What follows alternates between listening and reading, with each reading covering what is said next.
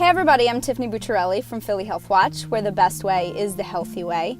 Join me on this exclusive interview with Lauren Hart, daughter of the legendary voice of the Philadelphia Flyers, Gene Hart.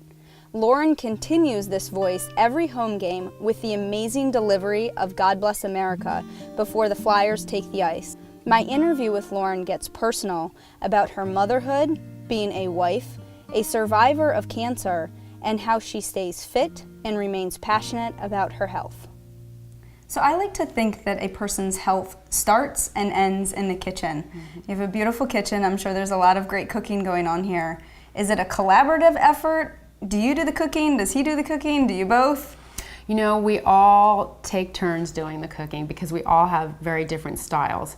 I'm sort of the raw foods, salads, soups kind of person, you know, no meats and no fish or anything like that. My husband is exactly the opposite. He is the French style cooking with lots of creams and sauces and steaks and, you know, heavy, rich food. And then, you know, for my kids and for my girls, we have a lot of, you know, ethnic food. We have a lot of Jamaican food and we eat a lot of Ethiopian food. And they're actually kind of closely related. But typical meal, like an Ethiopian meal, we would have injera, which is like a big tortilla, like flat bread kind of. It's kind of sour and it looks like a giant pancake with bubbles. And basically they do a lot of just sauces, and you kind of rip off a piece of bread and dip in the sauces. And it's maybe nutritionally not the best thing, but it's delish, you know, it's delicious. And other than that, we do veggie burger night and salads, you know, and we like to make soups, the girls. We like to just throw everything in the pot. And, you know, the kids like to cook. They like to take part in it and try different things. And, you know, I think they eat by example. So they really do, without me nudging them too hard. They eat what kind of the way that I do. That's you know? Great. They're following you. Yeah. Great example. Except for the ice cream, which they learned that all on their own. I didn't do that. That's their dad. We learned about the ice cream, right? That's their dad. It's That's true. Great. Well, I think a breakfast defines someone's personality. So I'm dying to know what the Lauren Hart Breakfast of Champion is. Well, the breakfast of champions is the quick. Out the door, you know, it's just like, whoa, let's all get out the door this morning. So I try to just, you know, at the beginning of the week, buy variety. So every day we can try something different, but we do fruits and yogurts and cereals and whole grain breads. And, you know, sadly to say, there's not a lot of cooking going on in the morning, you know, but sometimes I'll cook things the night before, you know, and have them ready. They just need to be warmed up. And they get an actual real hot meal. But it's kind of, you know, I'm guilty, like I guess most parents in the morning, it's kind of tough. So I just make sure that I buy, you know, things that are quick, but things that are always pretty healthy. And so they have choices. Right. Yeah. What do you do to maintain your wellness while maintaining your motherhood, your singing career, and being a wife to one of the most adventurous men out there?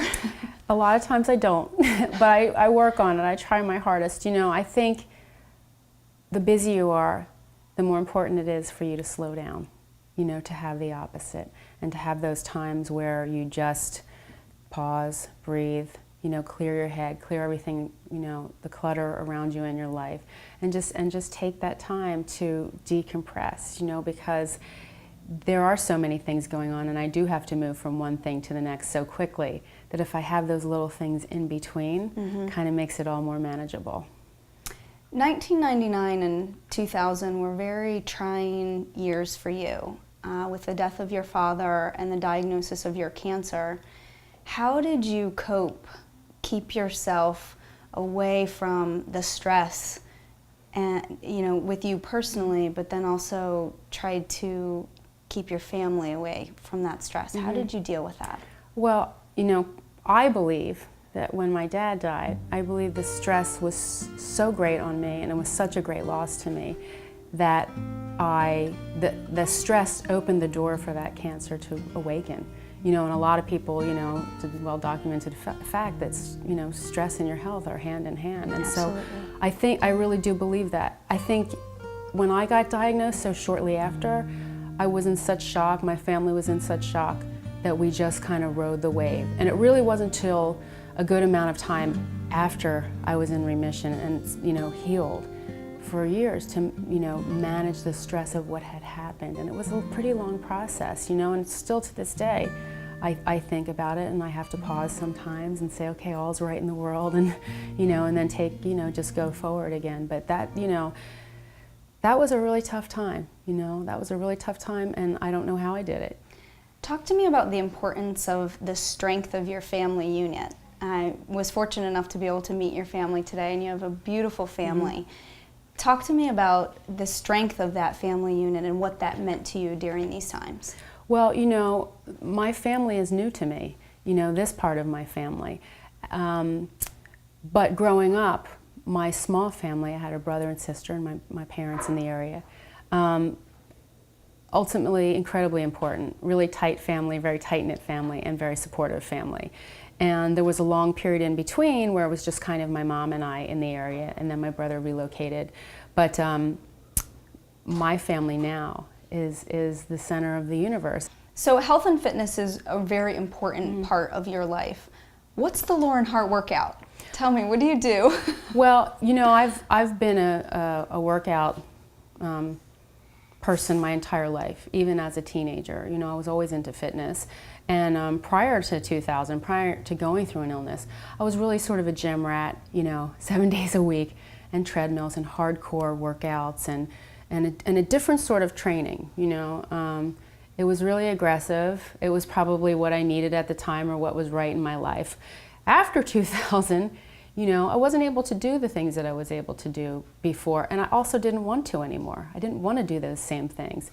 And I was lucky enough to have two very close friends who own a gym, and Roger and Ilana Schwab really helped me create what my workouts and what my physical activity that way was going to be. And they worked with me from day one. And I remember working out the first time, and I was just, tears were coming out because I couldn't really do much. I couldn't do anything. But little by little, I've incorporated a lot of different kind of things like yoga and dance and gentle workout. And I think it's the right time in my life for that. So you're obviously very busy with everything that you have going on in your life and your growing family, which is exciting. So I'm sure that there's many times that there's not that opportunity to get that physical activity in the day. What are some things that you try to incorporate on those known busy days? Well, I always talk a lot about, in your mind and your body connection. So if I'm not able, I'm usually able to do something. Running after kids, as you know, is a workout. Calorie burning active workout. In some way, you're riding bicycles or you're doing something, and you're on the move, so you're not really slow. But I think the mind and body combination is ultimately important.